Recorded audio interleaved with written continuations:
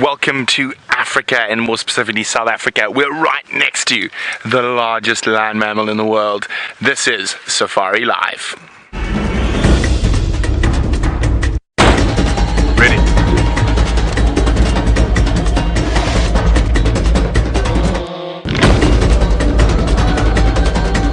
Standing by.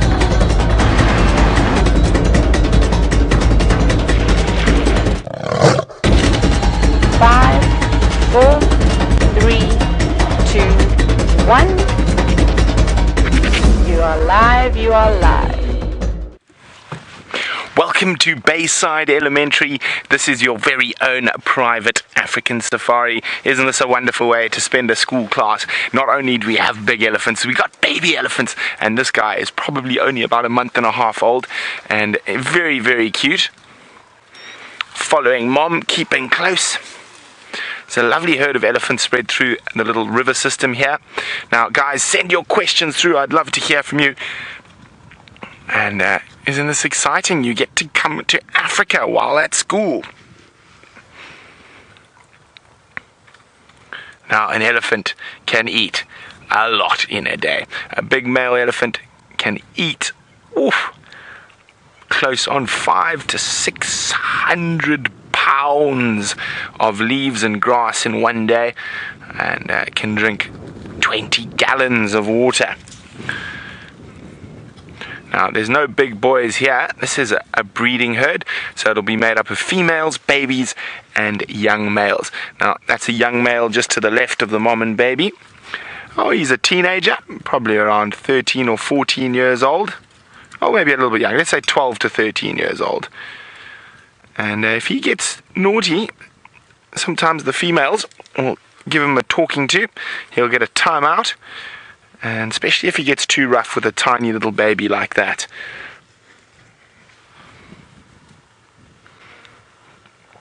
Oh, this is wonderful. I haven't had a really nice elephant sighting in a couple of days. It's rained here, so the elephants have spread out quite a lot. So great to have them back on Djuma.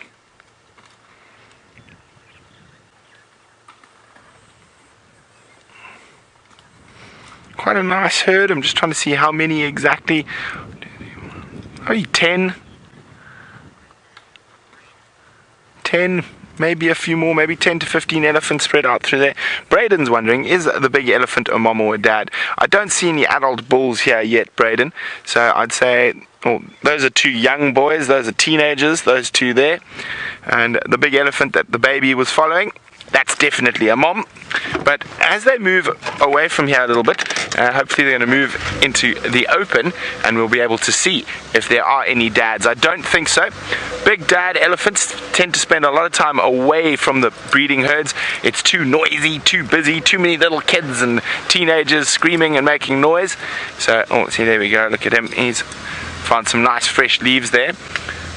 Okay, yes, I think it's going to be very nice. They're going to walk to below a waterhole where we can get above them. Who knows, they might even go have a drink while we're following them. This is really exciting. Isn't this amazing? You are watching this at the exact same time as me.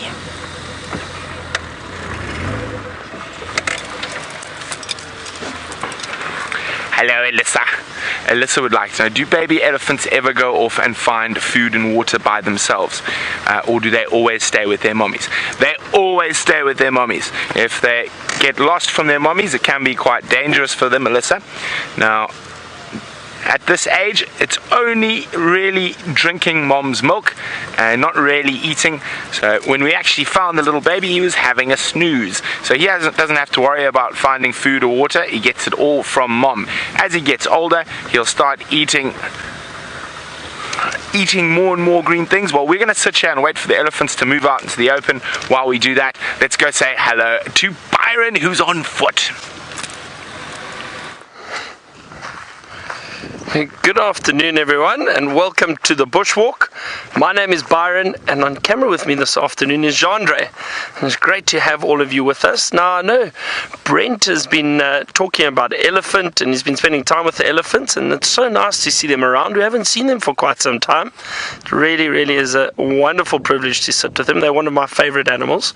Now, while we are on bushwalk, we're going to be looking for some smaller little creatures, insects, maybe footprints, anything interesting that we can find while we're walking around, as opposed to being on the vehicles. Now, something I have found and that I've picked up for us to look at is one of the elephant's favorite little treats, and this is actually fruit from a big marula tree. And there's one or two around. I will show them to you shortly, but this fruit, at the moment, unfortunately, it's not ripe. They go a yellowish color when they do get ripe, but they're very, very tasty, and even we can eat them. They're very rich in vitamin C, so lovely nutrients for us. They've got a big pip inside, a very, very large pip, about this size, almost the same size as that fruit, a little bit smaller. But the elephants love feeding on them, and often they'll walk around, especially in summer when we do get all these fruit. They'll walk around and they'll stand under these big marula trees and they feed on the fruit constantly. And it's amazing to see how many they can start feeding on or putting in their mouth while they are eating.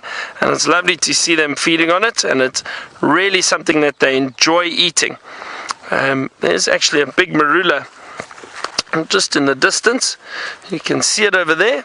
So that is a big marula tree, and there were a few others that we walked past earlier, and that's where I found the fruit lying on the ground. And it's interesting, the marula trees, what they do is, because the fruit is sought after by so many animals and by the elephant, obviously they want to eat this fruit. So what the tree does, it's very, very clever. It actually drops the fruit before it becomes ripe, so that the animals don't damage the tree just to get to the fruit, especially those big powerful elephants. So what they do is the fruit drops, and then the animals, and especially the elephants, can feed on these fruit just by picking them up off the floor. And speaking of some other fruit, I'm going to leave these marula over there, but I've got some other little berries I'd like to show you. There's a beautiful tree called a white berry bush. Now you can see, look over here, and you can see all these little berries around on the tree. Now, also not quite ripe yet. This is called a white berry bush because these little fruits, these little berries do go white, and they are very, very tasty. And when you're walking through the bush, you can eat these too. But at the moment, they're not quite ripe. It's a little bit bitter when they're this yellowish color. So I'm not going to taste them now. Maybe, hang on, there's one or two that I can find that might be alright. There we go. You see, those almost ripe, that white color. So let me taste these and see what they taste like. Wish me luck, everyone. Still a little bit bitter, but much sweeter, much sweeter. Not too bad. But now, while we are out here on our walks, it is very, very crucial that you don't just eat any berries, because some of them can be poisonous. So you have to be very, very careful. I know which tree this is, so I know that I can eat these berries. But just remember, whenever you're walking around, don't just pick any berries and eat them, because some of them can be poisonous and can make you very, very sick, or even kill you in some areas. Alright, and speaking about all those elephants that Brent had earlier and that feed on these marula fruits, Brent's got some small elephants to show you. Look at this. The little one is using his mom to scratch and itch. There you go. Mom's moving on. Now, you've got to be quite careful when you're this close to Ellies. Now, you've got to watch their body language very carefully, but they're showing no sign of aggression, and I do know this herd quite well. So I've spent some time with them, and I've seen that they're quite comfortable with our presence. Hey, Mom. How you doing? Now, it's very important to keep very close to us, probably like 3 feet from the front of the car. And there's a little one. Hello, little monster. See, if you just stay nice and calm and watch their body language, you can get very close to Ellies.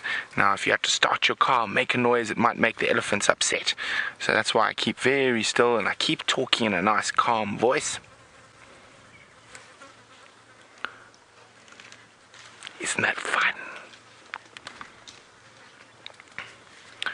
Now, Molly is wondering, what are some of the physical adaptations of an elephant? Well, let me just turn around for you, Molly, so I can see what we're looking at. Well, let's look at the little one, since he's popping his head out. No, he's gone back inside. Well, of course, it's their nose. Their trunk is a massive adaptation. It's got a prehensile tip, which means it can work like a hand. It can pick things up, even little things. And their ears, being so big, they're like big air conditioners. They pump blood through there to cool down the blood so they can operate when it's very hot.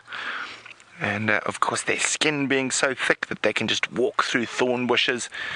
Them being so big that they can push down trees to get to leaves that other animals can't. So they've got lots of different adaptations.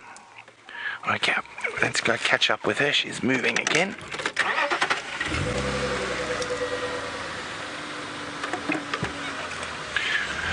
Hi, Jackson. Jackson would like to know, how many leaves does a teenage elephant eat in a day? Well, I can't tell you exactly how many leaves, but I would guess in pounds, it probably eats about 150 to 200 pounds of leaves in a day.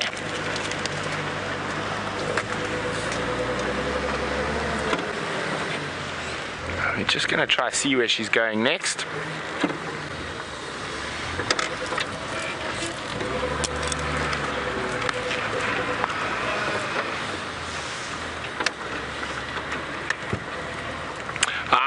Caden, how much water do baby elephants drink? That's a trick question, Caden, because they don't drink any water really. If they do, it'll be a very, very little bit. They get all their moisture contents from their mom. So they get their water from their mom's milk. Now, when they're a little bit older, they will start to drink water, but at this age, he's getting all his water from his mother.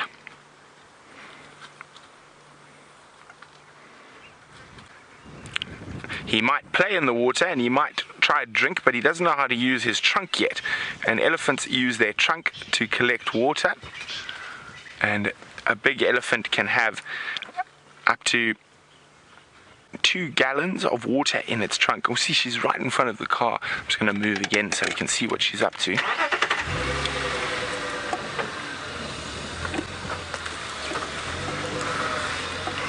Looked like she was trying to get some grass out from underneath. There we go. So when other elephants, or even she, is pushed down these big trees, some grass grows underneath it, and the other animals aren't strong enough. Look at that, she's going to move that branch so she can get to the nice fresh grass underneath. Now, she's the only animal that's strong enough to do that, and that's a very thorny tree, so some of the other animals won't be able to get to that grass. Oh, baby's having a drink. He's getting his water, Caden. Now, you've met Byron, and you've met me, and sorry, I forgot to introduce myself earlier. My name is Brent, and I've got Brian on camera, and he's got a snowman thumb, because it is the Christmas season. There we go. But there's also one other person still yet to meet, so let's jump on board with Jamie. Hello, and a very warm welcome to the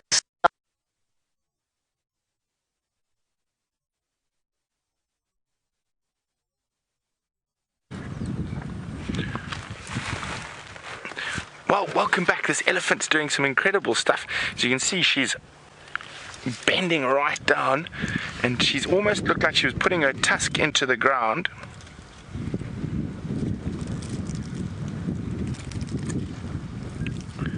Oh, look at that. Isn't that amazing?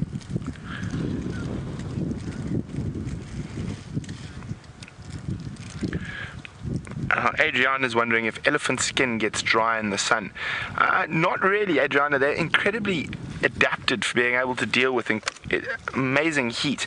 Because they're so big, they have to eat all the time. So they are one of the few animals that'll eat in the heat of the day. Sorry guys, I just need to be on the game drive radio talking to the other guys.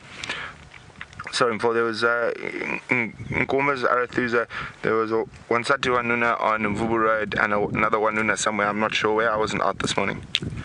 Okay, sorry, just letting the other game drive vehicles know what's around, telling them about the elephants and what else might be out here.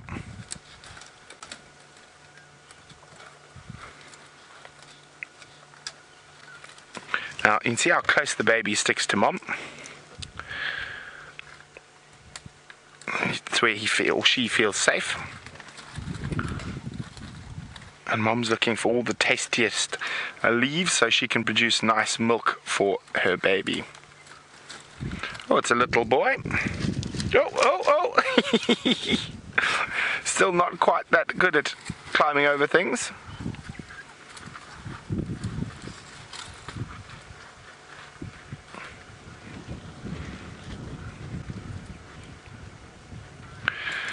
Now, Stefano's wondering, is a baby elephant's skin thin like a baby human? Well, thinner than an adult elephant, but it's still much, much thicker than a baby human's. And a thorn that would rip through an adult human would not be able to break the skin on a baby elephant. They still got very thick skin.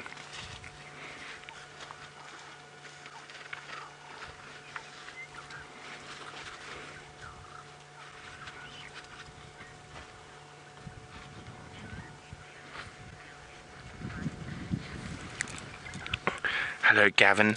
Gavin's wondering, do male and female elephants fight? Well, Gavin, sometimes, but normally it'll be a fight between a young male and a female, and normally the female's just chasing them away. A big male elephant is so much bigger than a female, they generally try avoid fighting. A big female elephant weighs around 6,000 pounds.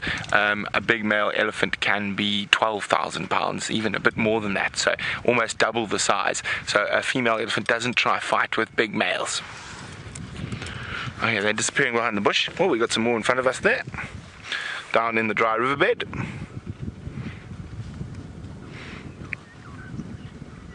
Now I'm hoping they're going to go for a drink in the mud wallow.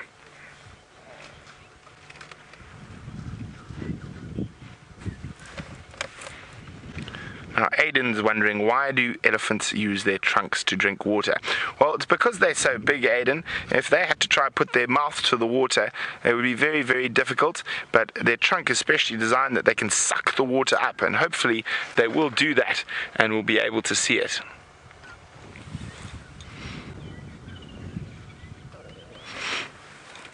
Okay, let's have a look. I'm just trying to see where the other ones are going. Are they heading towards the water hole?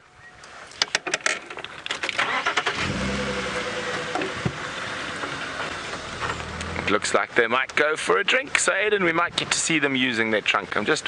She's not heading straight there yet, and it's a nice cool day, so she's probably not as desperate as she would be on a hot day. Stopping for snacks as she goes.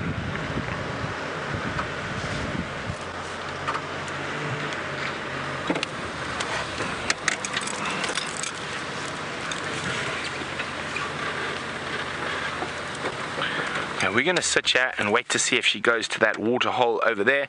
While we do that, let's go see what Byron's found on foot.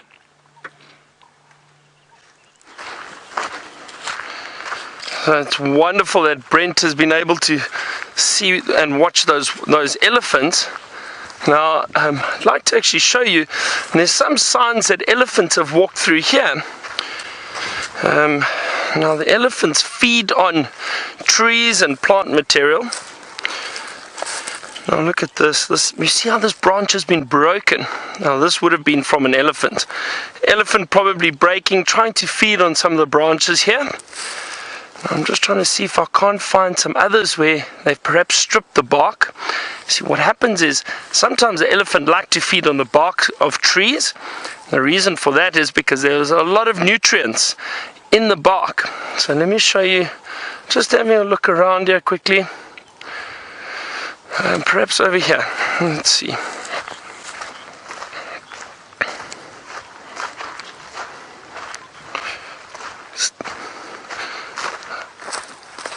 So Camden, you'd like to know what else do the elephants eat besides the marula? So generally all kinds of plant material, all the grass, the trees, the leaves of trees, the branches, some of the branches, and we can see over here what these elephants have done to this tree. Now they've pushed this whole tree over. Isn't that incredible? And they've squashed it, and the reason for that is, and we can see it over here actually, what the elephants most likely did is strip the bark off of this tree, and they fed on the bark. So they feed on, well, a lot of different types of plant material, but you can see how they strip the bark. So what happens is, this layer of bark is the layer that transports the nutrients. So what the tree needs to live and survive. The tree gets that from the soil, from the earth, and from the water, and that layer of bark transports all those nutrients and all that water to the rest of the tree. So what the elephants do is they feed on it because it's the tastiest part of the tree, including the leaves, but the bark, they like to feed on the bark because it's got all the nutrients that the elephants need. Just like we need our food, our vegetables and our protein, meat, or whatever we are eating for dinner or lunch, the elephants need certain types of food so that they can survive and that they can be healthy. So this is one of them, the bark off of trees. But as I said, they'll walk around, they'll feed on grass, they'll feed off leaves, they eat any type of vegetation that we get around here.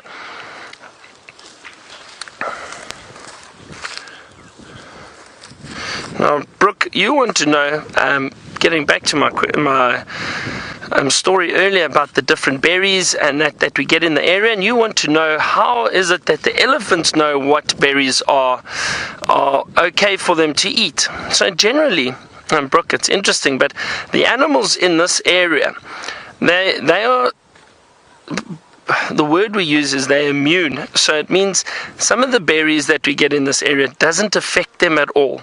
So they are able to eat on just about any of the berries and the fruit that they get out here, and it doesn't affect them, it doesn't harm them. Some that might be a little poisonous for us probably doesn't affect these animals. They've got a different digestive system to what we have.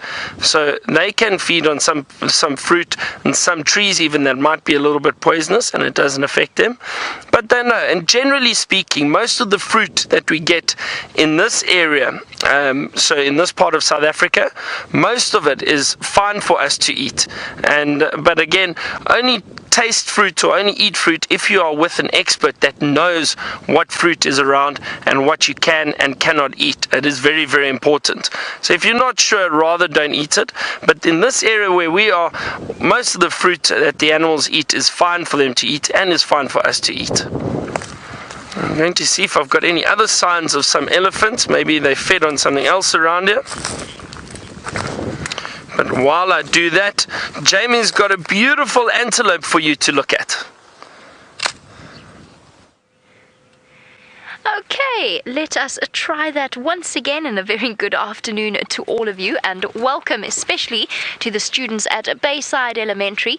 My name is Jamie, and this afternoon Vim is on camera with me, so he's the man behind the camera, and we've started off our afternoon by looking at one of my favorite antelope. And hold on, I'm just going to go forward a little because I can see not just my favorite antelope, but it's actually one of my favorite times to see one of my favorite antelope, because, oh, that's not a baby.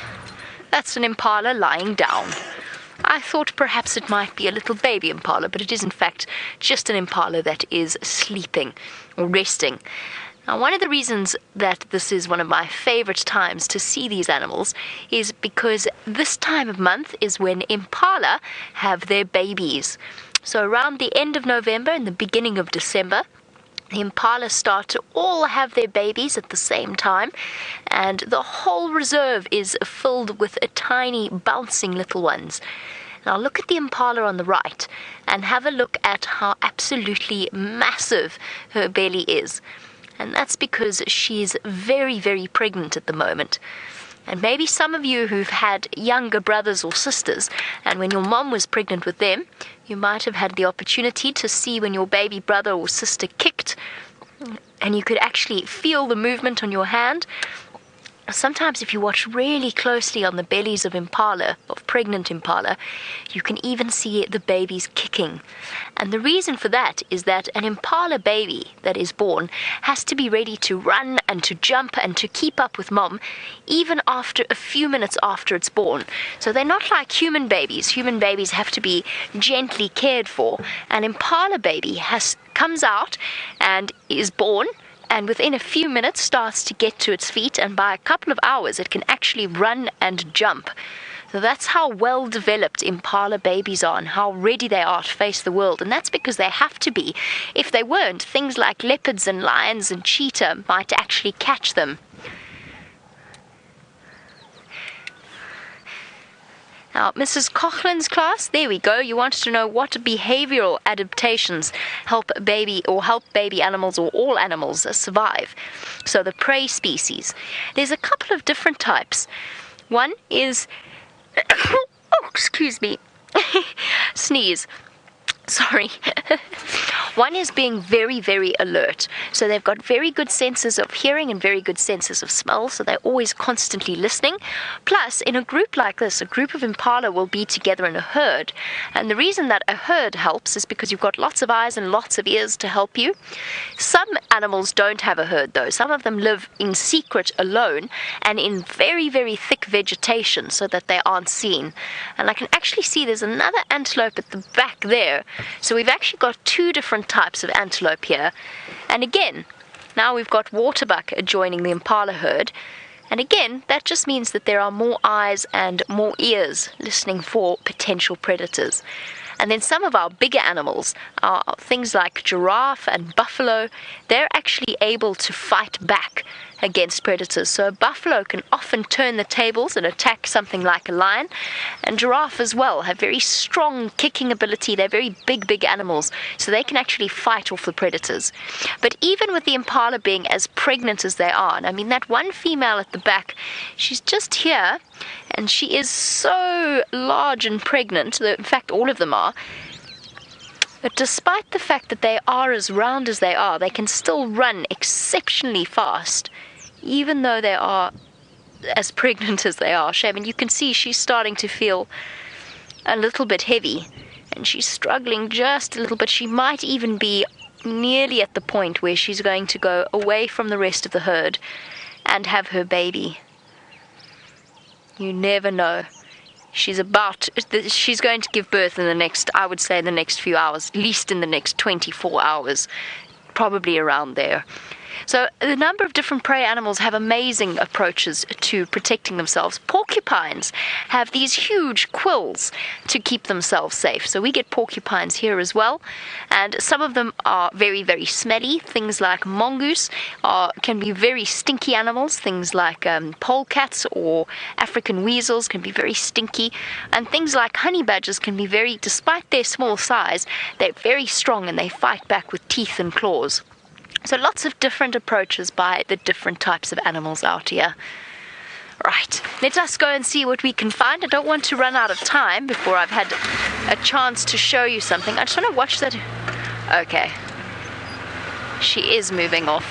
I just wanted to double check that female wasn't actually right now going to have her baby.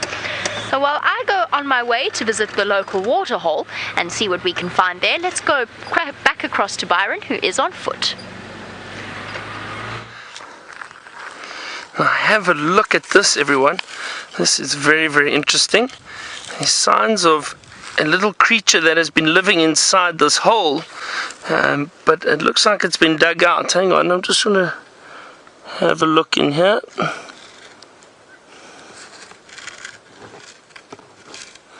Sometimes tricky to get these things out. Oops. I hope there's still not one in here. There we go. Have a look at that. Now these are little scorpion pincers. Look at that. Two very, very large scorpion pincers. Let me put them around like this. Hold on.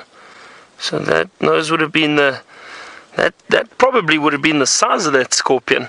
So the pincers there in the body, possibly around this big. So a very big scorpion. And those are the pincers or the claws that we refer to. Now, this scorpion, I'm not too sure what actually killed it. We think perhaps a honey badger. Civet also feed on on scorpions, but as Jeandre was also explaining that, and he's seen it before, where honey badgers are messy eaters, so they sometimes leave bits and pieces behind, and they feed on the body generally. That's where all the protein and the nutrients are, and you can see this hole. It's clearly been dug out. The scorpion was dug out of this little hole, and then whatever it was got to eat the scorpion and left just these very big pincers behind.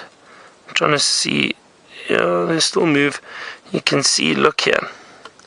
If I pinch over there, you can see these little pinchers probably would have been able to open a lot wider. I think it's probably stuck at the moment, but maybe about that wide, and then been able to catch any insects that they might be wanting to feed on, and then they'll close their pincers, grab them, and then eat them. But isn't that interesting? So even the scorpion that feeds on other insects, it also has predators, even with that very, very strong sting. You know, scorpions do have a nasty sting, and it can be quite venomous. Now, you might notice I've used the term venomous for scorpions, and I used the term poisonous for plants and berries. Now, let me tell you a secret. I'll tell you the difference between the two. Now, any plants or fruit or anything that we eat, if they are dangerous to us, they are called poisonous, because poison is if you eat something that is harmful to you. So that's poison. Whereas scorpions or snakes or anything that stings you or bites you, that is very, very painful and has and can be harmful to us, that is called venom. So scorpions have venom because they've got that very powerful sting, and that will be very painful. So anything that stings or bites you has got venom. If they've got poison in their body, that's called venom. And then if you eat plants or fruit or anything, it's called poison. So we're going to leave this hole and carry on, and let's head back to my friend Brent and see where he is.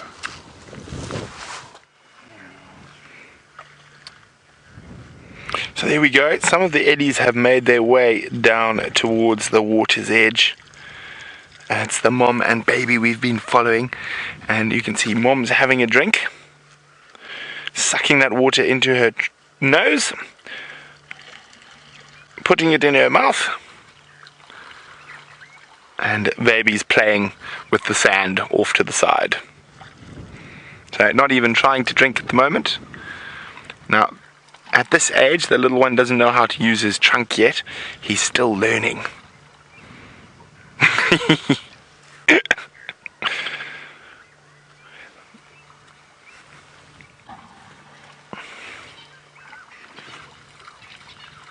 So while mom's having a drink, he's having a good old play. Exploring, but not exploring too far away from mom. Got a problem with the focus. So we do apologize, the camera is having a slight malfunction. Now, Caden's wondering, when does a baby elephant leave its parents? Well, a female will stay with its mom, and a male will normally leave between 16 and 20 years old, depending on the herd it's with. It'll leave and normally wander quite close to the herd for a few years, and then after 20 they'll go off on their own, or sometimes in little bachelor groups or groups of boys.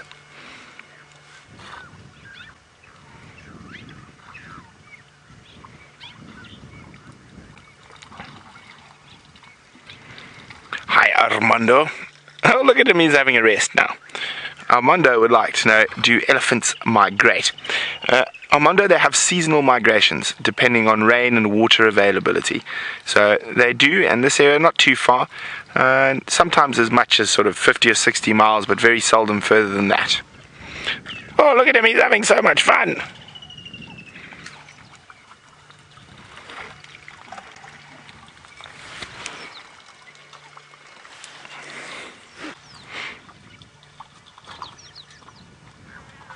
They're just too sweet, little Ellies. everything around them is lots of fun, all new things to explore.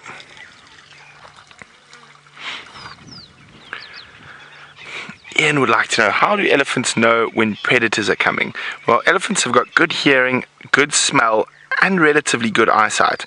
So they might use any of those different things, but it's normally sight that'll set them off. And there's very few predators that'll tangle with an elephant, and only lions in certain parts of Africa. But in this part of the world, almost nothing tries to mess with an elephant.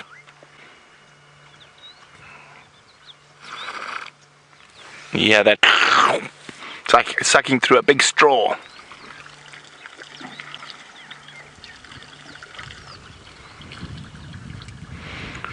Colin is wondering how long elephants sleep for. Well, they don't sleep per se like we do, they doze, but normally not much longer than 20 or 30 minutes. The little ones can sleep for a couple of hours when it's very hot in the shade while the adults feed, but normally they don't sleep for very long at all, Colin.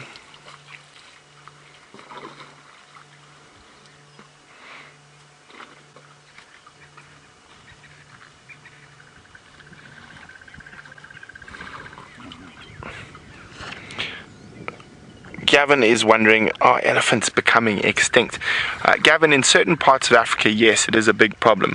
But where we are, the elephant population is very healthy and very stable. There's about 17,000 elephants in the Greater Kruger National Park. And we probably, over a year, will see, on average, probably maybe between 500 and 1,000 different elephants.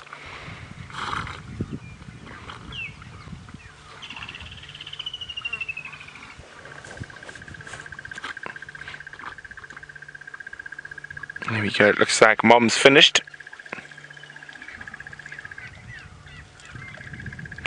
Omar is wondering, when they have water in their trunks, can they still breathe?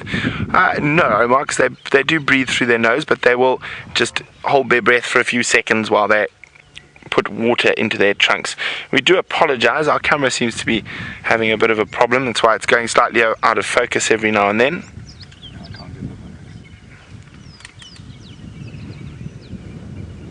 So it looks like they're heading away from the water hole now, and probably going to continue on feeding. I think Brian and myself are going to go see if we can find some lions. They were around this morning, but I'm not quite sure if they've moved. So while we go look for some lions and let the elephants continue with their business, let's go see what Byron's up to. Okay everyone, now while I've been walking around, we're approaching a water hole. It's not too far ahead of us. Now we do need to be careful when we are walking towards water, and the reason for that is because we do get a lot of animals that might be close to the water. So what I'm doing is I'm constantly scanning, having a look and listening. There's little creatures I can see. I've just caught a glimpse of them. Some dwarf mongoose that have been running through the grass.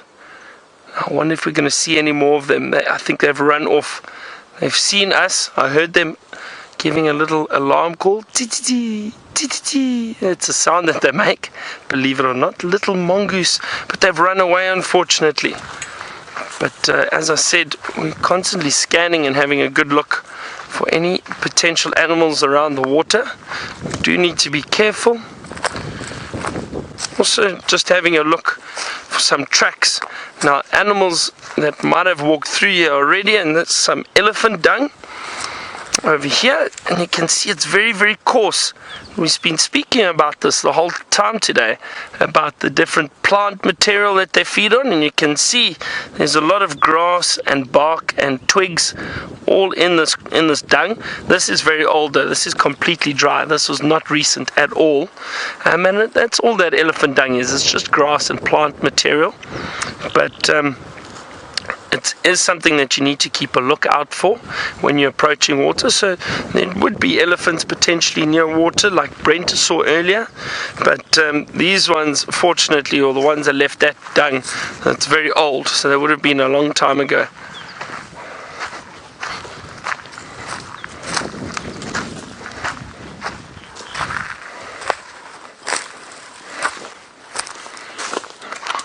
Sean, you wanted to know what are some of the things that a honey badger eats. Now, honey badger generally prefers feeding on little insects like the scorpions and that we found. They will also feed reptiles, even snakes. Can you believe it or not? They will feed on snakes. They do also feed on honey, and there's a wonderful story with a honey guide or relationship. It's not a story, it does happen. There's a relationship with a bird called a honey guide. It's a beautiful bird, and the honey guide will fly around, and it's got a specific call when it wants you to follow it, and it will take you to a beehive, and often the honey badger follows the honey guide, and the bird will take it to the beehive, and then the honey badger has got very sharp, powerful claws, and it will be able to dig and get be it in a tree or something, it will be able to break that open, and it will get to the honey, and while it's feeding on the honey, the little bird also gets some honey and will be able to feed on some of the bees. Isn't that incredible? Skin, and it's quite loose on the body, so the bees actually stinging it doesn't affect the honey badger. They're incredibly tough animals.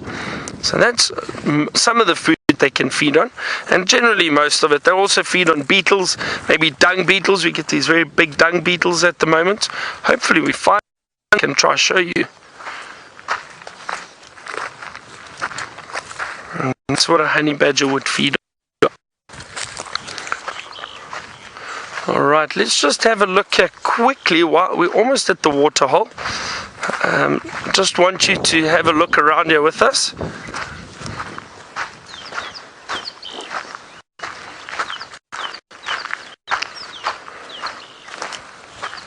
And does it look like there's anything here?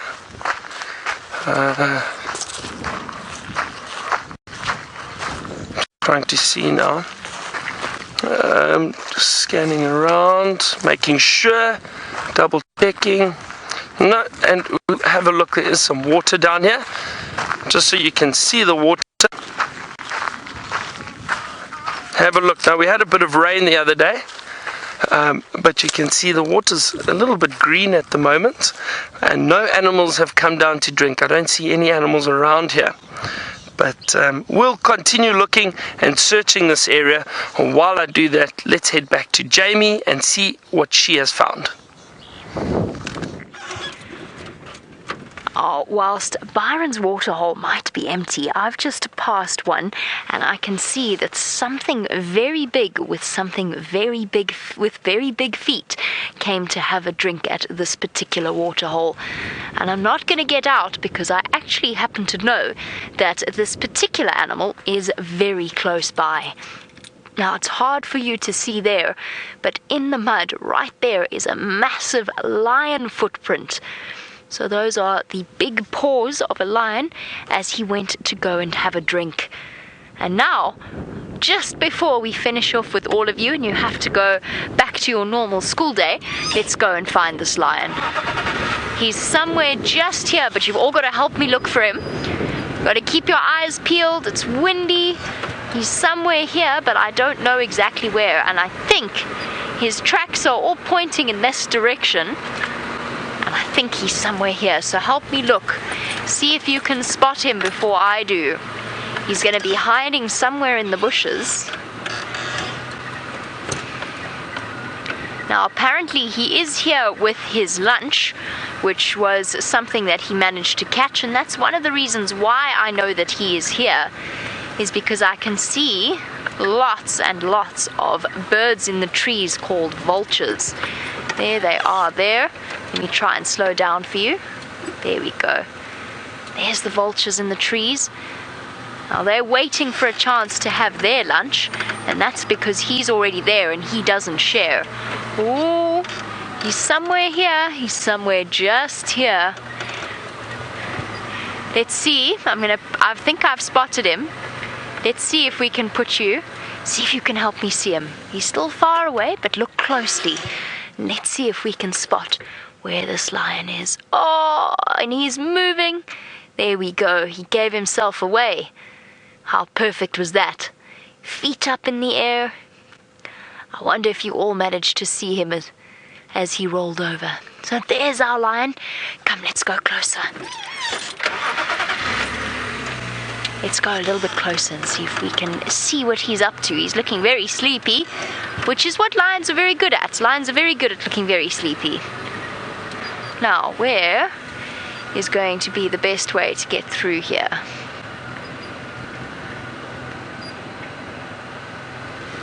I think we might have to go on a little bit of a journey. There we go. This might be the way forward. There we go. Gotta find my way through the big ditch that's in front of me before we can go to him. Hold on, it's gonna get bumpy. Whoop.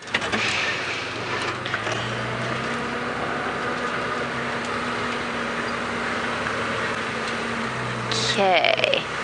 Just hold on a moment, we're gonna see him shortly. I just need to work out how I can get across this big ditch that is in front of me. I see a way across the big ditch, I think. Oh, no, we could probably go through here. Hold on, everybody. Now we've got to hope that we don't get stuck. Otherwise, we're going to be in big trouble because then the lion is going to be there while we're trying to get out. Hold on, hold on. Everybody hope we don't get stuck. Hey! And we're up and over.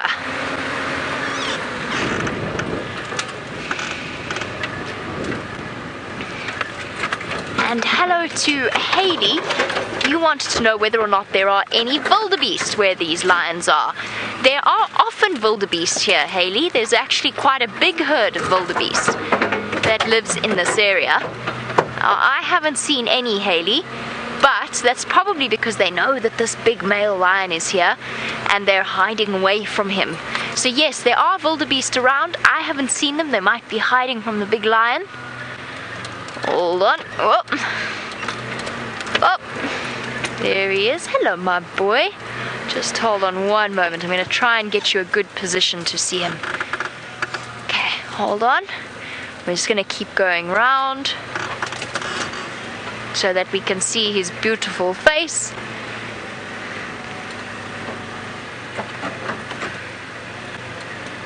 There we go, there we go, there we go. There we go. Hello, my boy. Sorry, hello. Hello. So there you go. There's our beautiful male lion. So we got here just in time so that you all could have a chance to see him as he snoozes away with one very fat belly. Isn't he beautiful with his big thick mane all around the top of his head?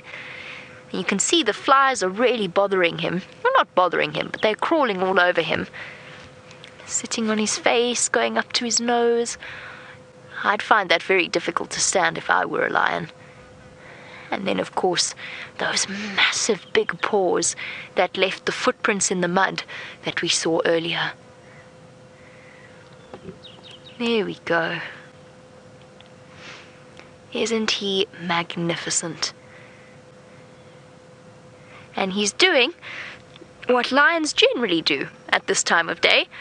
They're nocturnal animals, which means they're awake at night and often, usually, asleep during the day. So he's probably been snoozing away for hours and hours over the last since the start of the morning. Hello to Stefano. You wanted to know if we are in the Serengeti Plains. Well, welcome, Stefano. And yes, while we do see, people do get lions in the Serengeti Plains, we're not there. So the Serengeti and the Mara and all of those areas are up in northeastern Africa, or eastern Africa. We are right at the bottom of the African continent in a country called South Africa. So we're in the southern part of the continent, and we're on the border, or almost on the border, between Mozambique and Botswana and South Africa. Sorry, not Botswana, Zimbabwe and South Africa. So we're right there. We're in South Africa at the moment. So it's a place called the Greater Kruger National Park. So whilst we also get lions and elephants and buffalo and wildebeest, it's slightly different where we are, and we don't have as many of the open areas.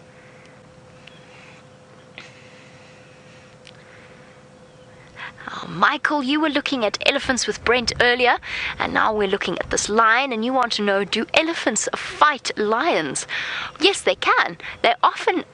Generally, the lions don't stick around to try and have a fight with an elephant, but elephants very often chase away lions.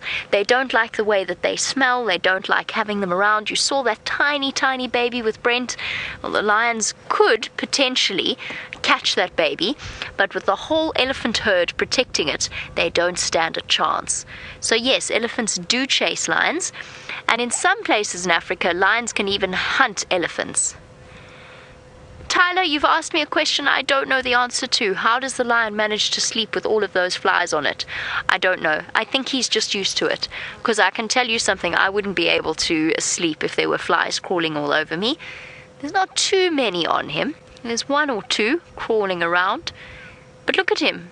He's basically fast asleep. He's quite happy with the flies all over him. I wouldn't be able to stand it. But very good question. I can't tell you how he's able to.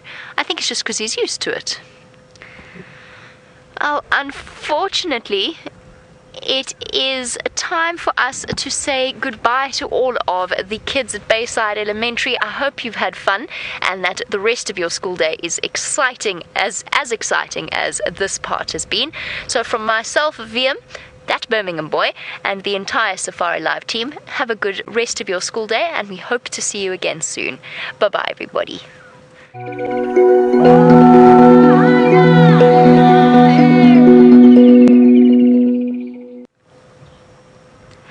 And for our regular viewers, welcome back and thank you for bearing with us on the beginning of the Sunset Safari. Just a quick reintroduction for those of you that have just joined. My name is Jamie, and this afternoon I have VM on camera with me, and we are coming to you live, in our case, from Cheetah Plains Game Reserve in the Greater Kruger National Park area of South Africa. And what we've just been doing for the last, however long it was, since 3 o'clock, I think it was 45 minutes, what we've just been doing is a school drive with some elementary kids from sort of around the ages of about 8 to 9. So that's what we've been up to. So thank you for bearing with us. You can send through your questions and we will start taking them now. And you can do that on hashtag Safari Live on Twitter, or you can email through to questions@wildearth.tv. And what a wonderful thing that the kids had a chance to see our Birmingham boy. I didn't even get a chance to really go into introducing him or anything like that. We were a little bit pushed for time, but isn't it fantastic that kids are now at the point where they can get onto the back of a safari vehicle, quite literally, well, not quite literally, but you sort of imagine they're on the back of a safari vehicle and be introduced to cats like this. And that's why we prioritize their questions, because of course kids are the future of conservation.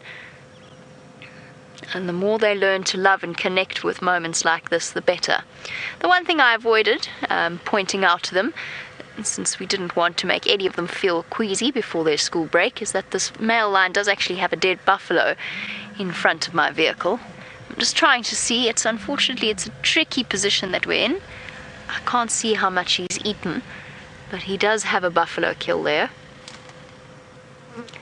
Not much. From what I can see, I think he's eaten all of the organs, and that's it. So that does explain the presence of all of the vultures and the very full belly. Hey boy, you're having a good snooze. And I just have to share with you that on our way here, we passed Tundi in the Mulwanini, and I'll explain a bit more in a moment. Now I just have to think about moving. Sorry, there was a fly going up my nose. I'll explain to you a little bit more about Tundi, but before I do, Emre, you wanted to know about the social dynamics of lions and whether or not are they developing? Do they change or show improvement from generation to generation? And have they sort of in any way invented a new thing? Hello! It's a very, very good question. A very good question. And just bear with me because I want to give you a proper answer, but I also just want to shift out of the way. How's it? How are you? Hold on, I'll shift for you. Hi guys. Hold on one moment. I'm just going to shift back a little bit. Just so that... Oops, sorry, that was a bit too fast.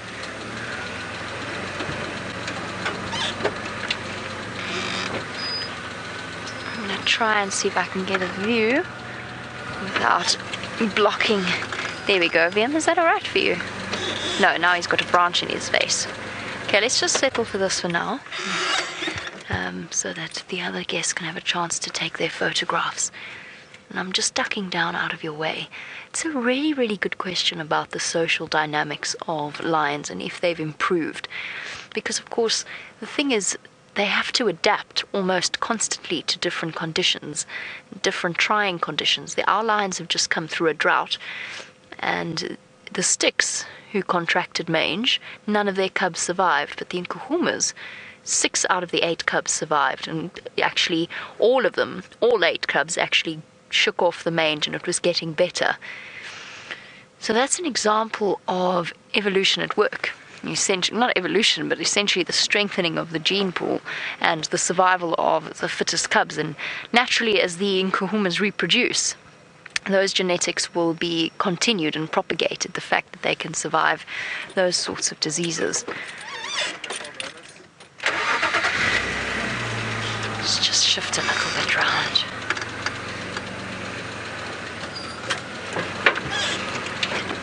Sorry everybody, I've got to just do this. I've got to get around. Anyway, I'm just going around that side.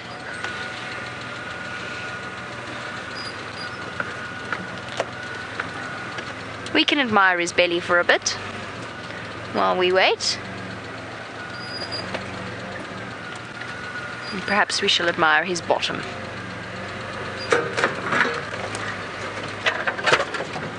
Okay, this will do for now. We will shift around a bit later. So I'm just making some space for the other guests in the vehicle. It's a bit of a tricky spot he's found himself in. I'm trying to think if there's any other examples. I mean, lions are always constantly adapting. They're not an animal that's going to learn to use tools. That's not what they're built for. It's not in the way that they work. And in a way, they've achieved an almost, not perfect, but a very, very good design. Is there a way in which they have adapted or changed? I'm going to think about it some more, and I'll get back to you on that answer, because it's a very, very good question. And what I'd love to do, what I've always wanted to do, is go back in time a couple of 100 years, just to see how things have changed. And speaking of diseases, Justin S., you want to know if lions are prone to any sort of cancer. Not that I know of, in terms of one cancer being more likely than another. However, they can get cancer. I know that they can get cancer. Usually you find, of course, that it's the older lions that will get something like a growth, and very often, of course, they perish before you even realize, or without you even realizing what it was that struck them down. Because life out here is very unforgiving. They can't just check themselves into some kind of hospital or get treatment in any way. So when they do get something like a cancerous growth, it often kills them relatively silently and without us really realizing exactly what it is that's got them. So yes, lions can get cancer, but it's unusual. It's not common to see them with it. In fact, most of the animals out here can get cancer in some form or another. Often it's just benign growths, so tumors that are completely benign, but you do get the odd instance of strange things occurring.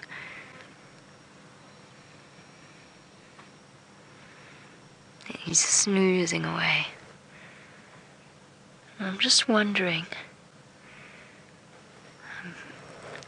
I'm just checking all of the vultures in the trees. I'm just thinking that perhaps this close to Kruger we might see a white-headed vulture. But it looks as though we've just got lots and lots of white-backed, which we're happy to see as well. Although that one is, I like the idea that one's attempting to pretend to be a white-headed vulture. With one ridiculously fluffy feather on the top of its head.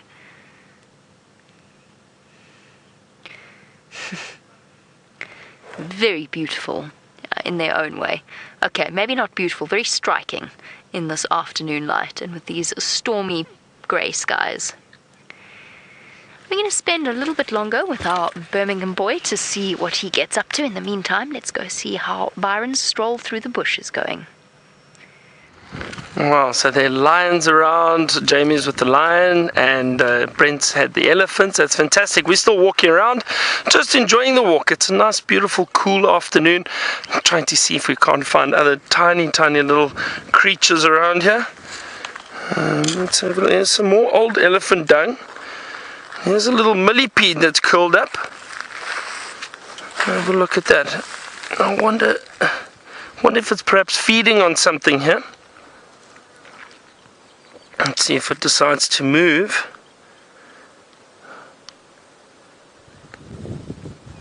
No, seems pretty comfortable there. Possibly trying to hide. It is out in the open a little bit. It's got to be careful of certain birds and that. But generally the millipede is quite safe with that hard exoskeleton. You can actually see it over there. Very, very hard exoskeleton to protect it.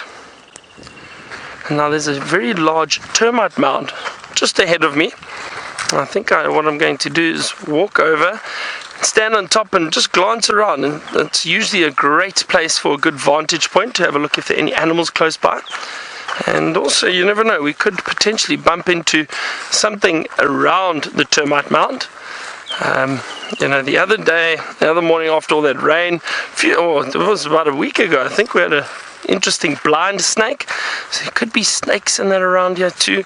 We do have to watch out for that. But let me have a look what we can find. This is a very old termite mound.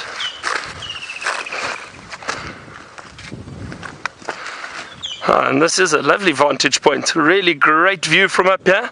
Perfect to have a look for animals.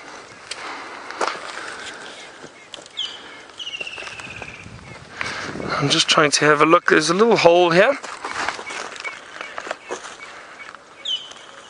Sorry, I can hear a funny bird calling, but I don't know what that is. It sounds almost like a sick Egyptian goose. And I can't see it. It's quite far into the bush, and it's not a clear call. But one bird we might be able to hear is the woodland kingfisher. Or you might be able to hear. Very close to us. It's in these trees, in these large marulas, not far from us. But I can't spot it. Very difficult to spot.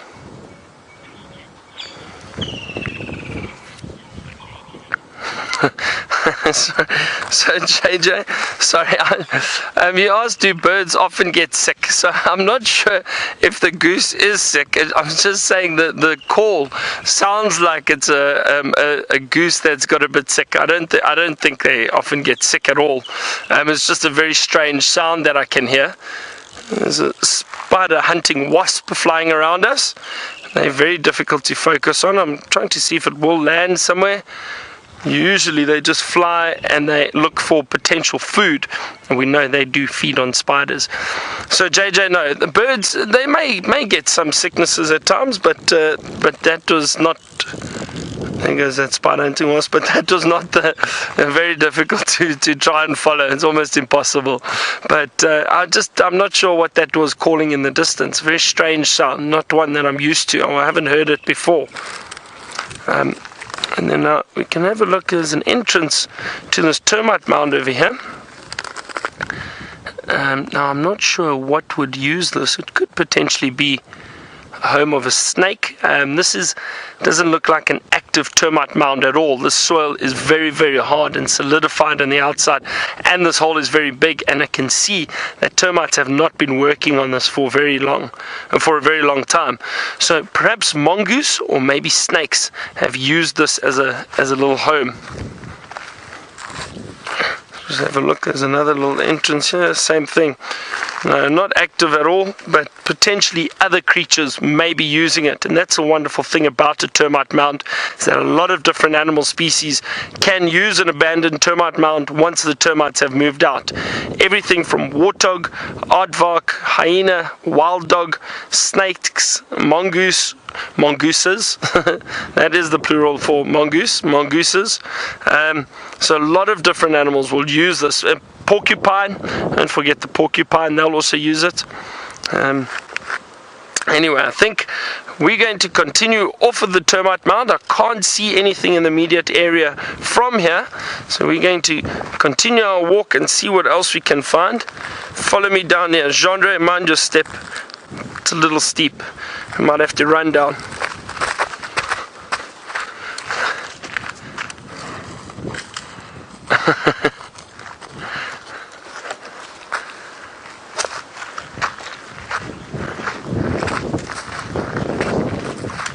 So, Kat, you wanted to know if spider hunting wasps sting humans.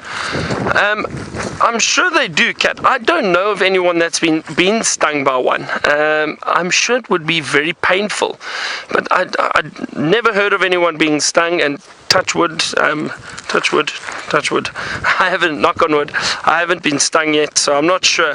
But look, if it does sting you, I'm sure it's pretty painful.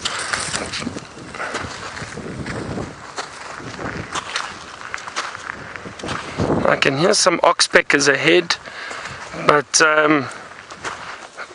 can't see anything in the distance. Maybe some Impala. Alright, we're going to try and move through this area. It's a little bit thicker now, so I'm just going to concentrate a bit more and see what else we can find in here. While I do that, let's head back to Brent and get an update from him and see what he's up to. Oh, welcome back. Now, we have given up on our search for those lions. I went to where James had them this morning, and I can't see any sign of them. They might still be somewhere in that block, but I'm quite interested to see if the Nkuhumas, because they could be getting hungry by now, might start moving back towards Djuma. So I'm also when I left Karula, she was heading to the direction of Impala plains. We hate corrugations, don't we, Brian? We hate them. Oh, and yes, we forgot, because it was a school drive earlier, but the killer bees are back! Oh, killer bees! Let's see what the killer bees can produce on their first afternoon back together. Remember, this is live, hashtags Safari Live on Twitter, questions at WildEarthTV if you'd like to ask us some questions. And we're going to go find out exactly where the incredible Nkuhumas are. And also, Alex has installed, Alex the Russian genius tech department has installed me a new radio antenna on the opposite side that I now hopefully am going to be able to speak to Arathusa. And I see. Now I see it's confusing. I've got one radio out of the way. There's two radios out of the way. And oh no, oh dear, 3 radios. Oh, and as you know, James is back, but he's taking some guests from Nat.Geo out, and I'll be doing the same tomorrow. Jamie's on Cheetah Plains.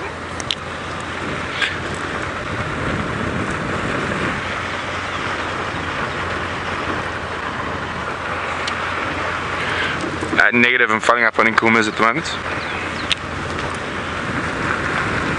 Alright, sorry about that, I'm back. So there we go. 1, 2, oh no, I've lost the blooming radio. Yeah, there it is. Afternoon stations. Brent, looking for an update for Safari.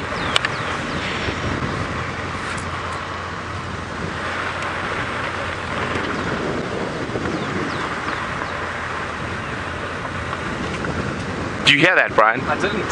That's because there was nothing to hear. No, I'm only joking. We might still be a bit far away. Let me get a bit closer. And before I say it was not working, Alex will hit me with a stick. But I know they were quite close to this area.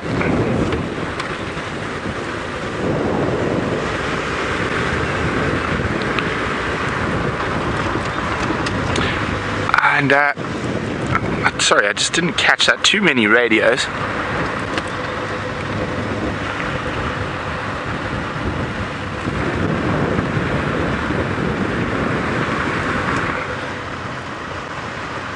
silly radios all talking at the same time and I had the volume so wrong. I'm sorry, someone from the Netherlands, I think it was Sarah, who would like to know how much rain we need. Chad, sorry, Chad.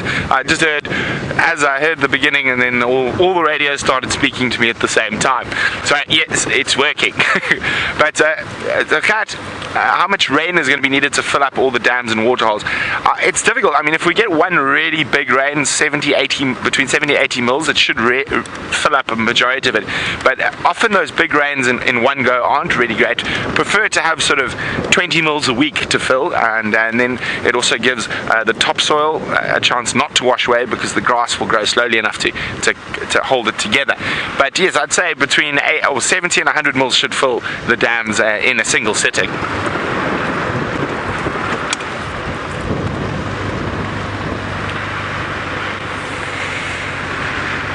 Okay, now I know the Nkuhumas were lying just inside Arathusa. Brian, did you see them this morning? Yes. You did. Are we in the right neck of the woods? Yes, we are. Okay, good. We'll just keep on trundling very slowly. Now, the other reason is nearly lost my hat. The other reason is that Queen Karula headed into this area and last night, but there's no sign of her going south today, so there's always a possibility that she's made a kill in the block between Impala Road and Zoe's Road, and she might have headed off to collect the cubs during the day. So very good chance of that. So we're going to have a squiz around there. Once we get an update on the Nkuhumas, everyone go Nkuhumas come west, and hopefully they just walk across the road in front of us and we don't need to worry about radios and the like.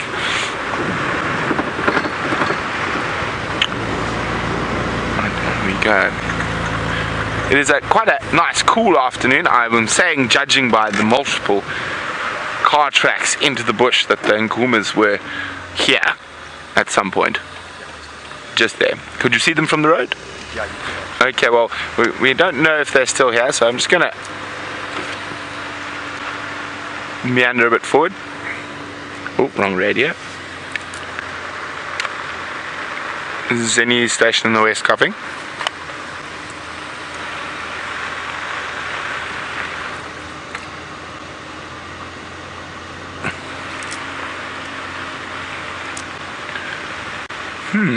Mysterious mystery.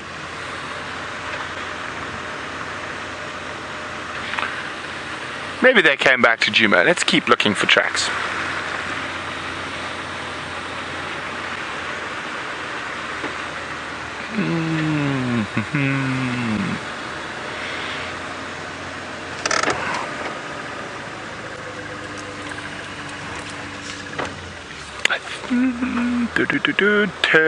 Termite mound. Is it? Yes, indeed a termite mound. Yes, I'm on the correct channel.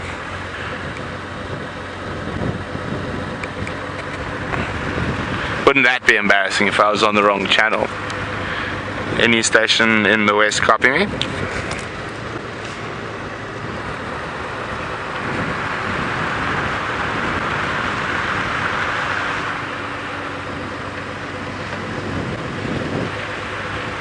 Okay. Well, on that note, we're going looking for leopards. No, I'm quite sure. I will get an update as soon as I can. Well, the Bake would like to know how we tell all the radios apart. That one, with a sticker or a piece of white gaffer tape, that is for Arathusa or Cheetah planes. Game drive. That one, that's got a screen on its face, is for Djuma game drive comms, if you're on the right channel. That one, with no screen on its face and no white stickers and a nice orange button, is for final control.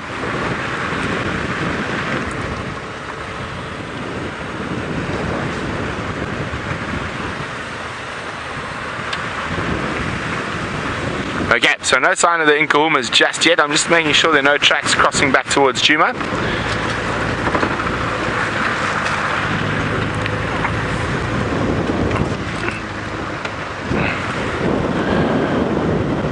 Okay, well, we're going to go look for Queen Karula in the meantime. I think she might have wandered towards the Balanites tree.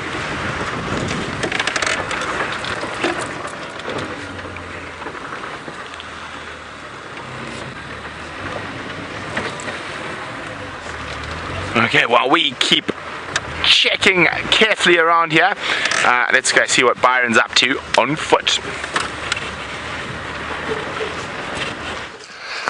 And quickly have a look at this, everyone. We've got a lilac-breasted roller flying over there. I wonder if you might see it display. Not. Have a look. Oh, there we go. There goes one. Have you got it, Jeandre? It's dipping, and there it flies down. Very tricky, but it's amazing to see them do their aerial display, the lilac-breasted rollers. As they fly, they stop flapping their wings and they do this loop. They go dip and they loop, and they do 2 or 3 of those where they just dip and dip and dip, and then as they come down, they then do this beautiful twisting motion where they don't flap their wings, they just do this and they come down almost like a fighter pilot would fly a plane down. Well, that's how I imagine it. Incredible display, and that's where they get the name roller from. Just having a look while we walk around now. I heard some other birds up ahead, some crowned lapwings. Now, why I'm curious about them, because they were on the ground, and these are ground nesting birds, and they do make a noise. But if you get any close, or if you get close to their nests, what they will do is they will sorry, I'm just watching the sticks over here. They'll dive bomb, and they'll try and get you out of the area, out of the terrain, or close to where their nest is. Lovely view from up here. We're on a bit of a crest area at the moment, so you can have a look. I mean, we can see most of Djuma from here, actually. It's a beautiful, beautiful landscape, and one of the best views. I'm sure watching a sunrise from here would be really incredible, and perhaps we should try that one morning. Let's try and get out a little bit earlier and get into this area as quickly as possible so we can try and watch a sunrise from here. I will remember that. I will try to do that maybe tomorrow morning. There we go. There goes the crowned lapwing. Let's see if it flies back. You might be able to hear it. Hang on.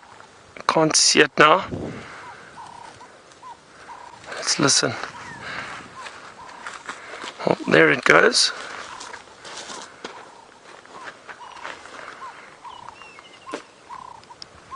And it's not calling, but it was. Let's have another look.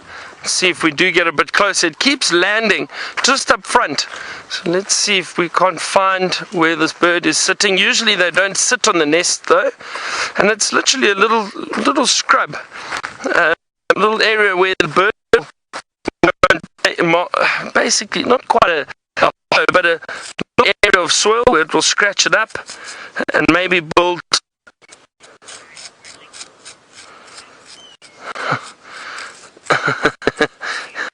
So what they'll do is this, and a little area and the eggs, but the eggs are incredibly well camouflaged.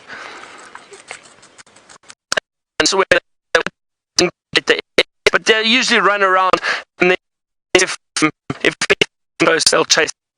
We'll continue towards that bird. Let's get back to Brent, get an update from him while I do that. Welcome back. So far, no sign of any tracks of the Queen of Djuma, but we are checking very carefully. Now, what we need to do, Brian correctly told me to do, but I said, no, we'll just do it when we get to the Balanites tree. No rush, you know. All the time in the world out here in Africa. But now obviously I've been caught out because you're back and I haven't done what I'm supposed to do.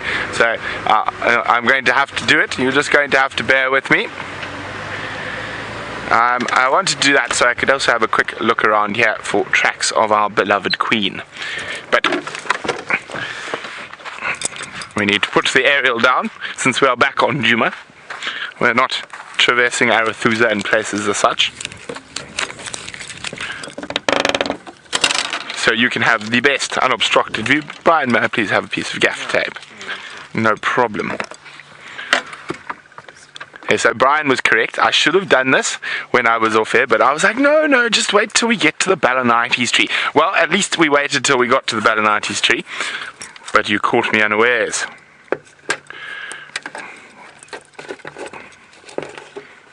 Beautiful tree. That tree and I have some history, of course. You can hear Brian laughing. I fell from quite high out of that tree once, but fortunately I landed as nimbly as a cat. Not quite. To a degree. I managed to land without breaking any bones, which for me, or for any of us, is as nimbly as a cat. There we go. The lovely twisted trunk of the Balanites morgami, the torchwood tree, or the greenthorn.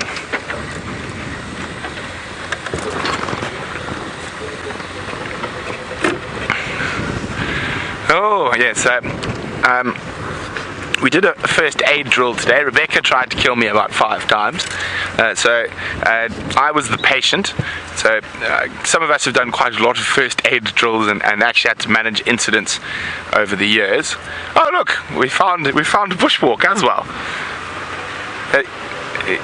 He's not very good at hiding. You can see, there he is. Do we have anything to throw at them? Do we have anything to throw? Oh dear, we have nothing to throw at them. Standing by, Dave. Hello, Orbs. How did you see us?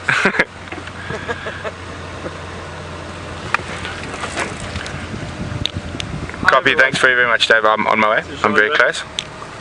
I'm Byron. We're on bushwalk. Having a good time? Very much so. Okay, copy. We're going to continue our bushwalk. That way. Here we go. Bye! Bye. Sorry, it is.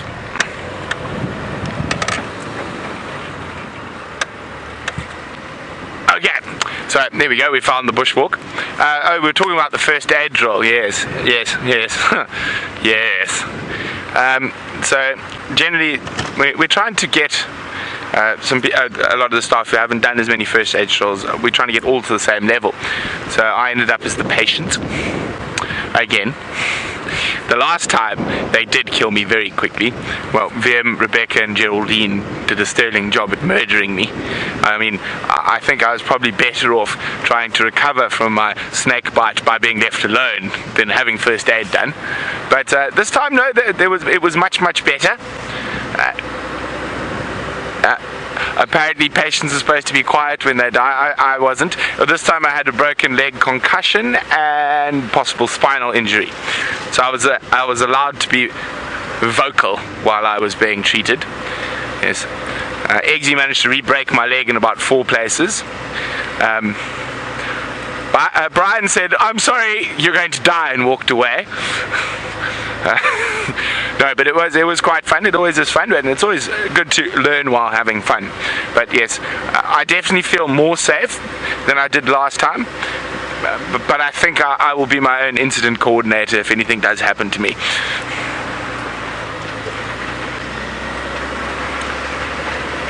But yes, no, we did our offer. They managed to get me on a spine board. And there we go, final control says, just because they killed me again, it doesn't mean they don't love me. Well, thanks for that, Rebecca. But of course, I mean, it's something that a lot of you guys might not realize, that out here, you need to be, to a degree, self-sufficient when it comes to that type of stuff. Of course, we have a provider who have paramedics based in the reserve, but sometimes it can take them an hour or plus to get to where you are. So you need to be able to have those skills to stabilize someone in a dangerous situation till either a helicopter or all the paramedics can arrive. And it's also knowing when to make the call, whether you need a helicopter now or you need or you can stabilize and wait. It's not life-threatening. As I've had to deal with some interesting injuries over my time in the bush in terms of first aid. I've patched up crocodile attacks in Tanzania. One of our waiters got grabbed by a crocodile in the river, and lucky for him, it wasn't the biggest crocodile, and his friends were holding his one arm and the staff were holding his other, and one other person rushed off to find me, and I managed to get there and get into the river and shoot the crocodile, and then take him out and administer first aid. He was very lucky, but it did cause massive damage in his upper bicep and forearm. So I mean, that smack is incredibly powerful. I think it's about 800 pounds, whatnot, that downward force of a crocodile snap. So quite often, and then they don't have cutting teeth. They don't have cutting teeth that just hold on and then they grip.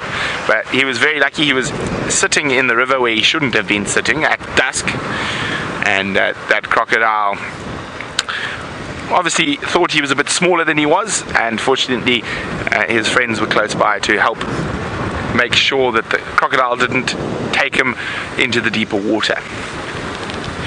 Well, I'm going to go check the southern boundary again, see if there's any sign of Queen Karula.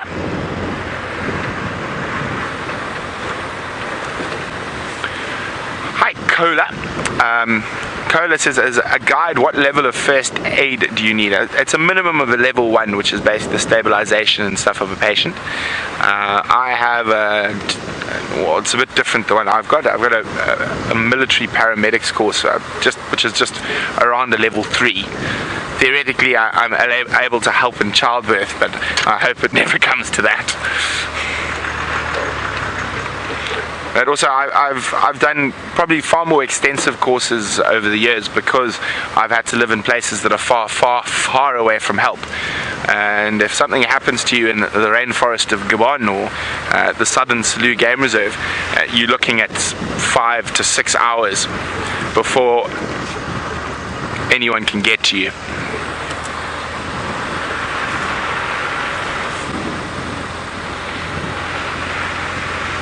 So I'm able to put on drips and do all sorts of funny things like that. All good skills to have, but hopefully those skills that you never want to use. Now, while we continue to check if Queen Karula has made a dash across our southern boundary, let's go see Byron, who's at the beginning of something. And that is right, Brent. It is the beginning of something amazing. The termites have started building a little bit of a tunnel over here, so the start of potentially a termite mound. Isn't this amazing? Look at them all working around there, all the workers packing and building the soil. And that's one of the wonderful things you can expect after rain. And we did have a bit of rain last night, and you can see these termites are all out, busy packing away, trying to build the tunnel.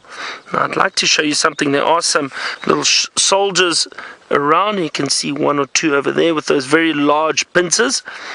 And I'm going to see if I can show you something interesting. I'm going to ask Jeandre if I can borrow a piece of his hair. Let's see, nice long... Oh, is that so? Alright, let's have a look and see if I can get it done for you. Okay, there we go. So there's the strand of hair. You're able to see that. Now watch how sharp these little pincers are. Now watch this big guy here, this little soldier.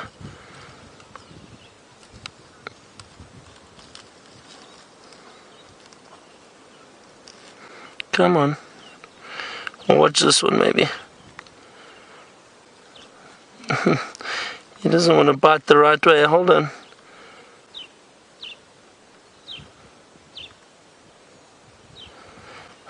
He's not interested. Hang on, there's one over here.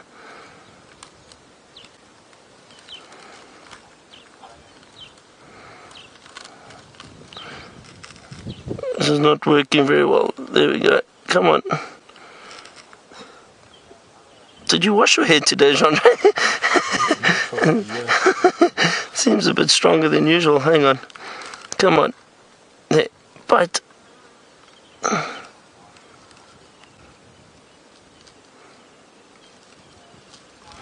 It's really not going my way today.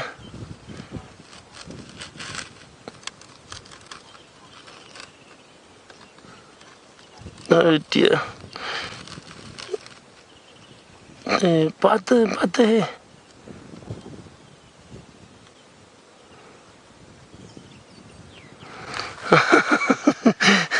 It's not working, and that's okay. I'm going to leave them because they clearly don't want to cooperate today. It's really, there's nothing you can do about that. That's nature. So lovely to see them though, and they're carrying on, they're building, they're not phased by us fortunately, and maybe that's why they didn't want to bite that strand of hair, but they do have incredibly sharp pincers, and if they do bite the strand of hair, it splits it so quickly. It's just interesting to see how finely they can cut something that is bothering them and disturbing them, and those little pincers can leave quite a nasty bite. They're very, very sharp, and they can draw blood if you get a finger too close to some of the termites, especially those soldiers. Jeandre knows all about that. It happened to him not too long ago. No, I won't demonstrate. We did first aid today, as Brent was telling you about, so all about safety first. I don't want to try and tackle a termite.